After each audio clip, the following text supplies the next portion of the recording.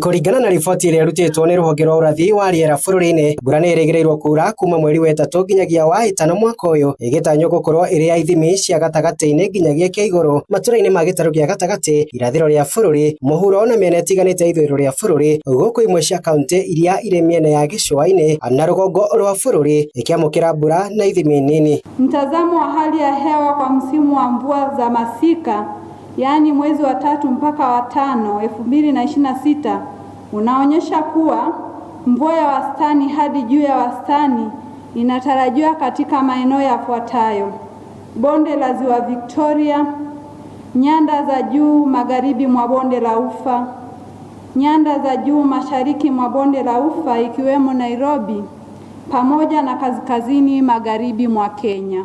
Rũhonge rũrũ rũrĩtie mũingĩ gũikara na ũgĩ ihinda-inĩ rĩrĩ kuona kuongerereka kwa mbura na mũiyũro wa maĩ yaya gũcũngĩrĩra mĩrimũ ya heho nĩrĩa yumanaga na maĩ ma gĩko.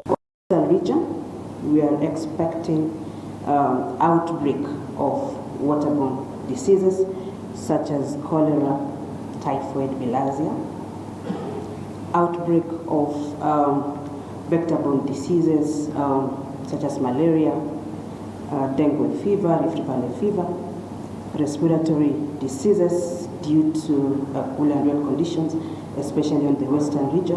Matura marĩa merĩgĩrĩirwo gũkorwo na ũnyihu wa mbura maya kũgũmĩrwo nĩ ng'aragu, mũingĩ ũkĩendwo kwĩigĩra mũthithũ. We anticipate that we'll have poor germination. In some places we'll be having crop failure,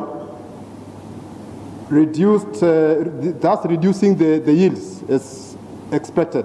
Na nĩgetha kũnyihia mĩtangĩko ĩrĩa yumanaga na ũcenjia wa rĩera, rũhonge rũrũ rugĩte rũgũthiĩ na mbere kũruta ndũmĩrĩri cia ũrathi kaunti-inĩ itiganĩte nĩgetha kũharĩria mũingĩ. For the flood impact, would advise early warning, then relocation to safer grounds, clearing or unclogging of the drainage systems, and strengthening of dikes.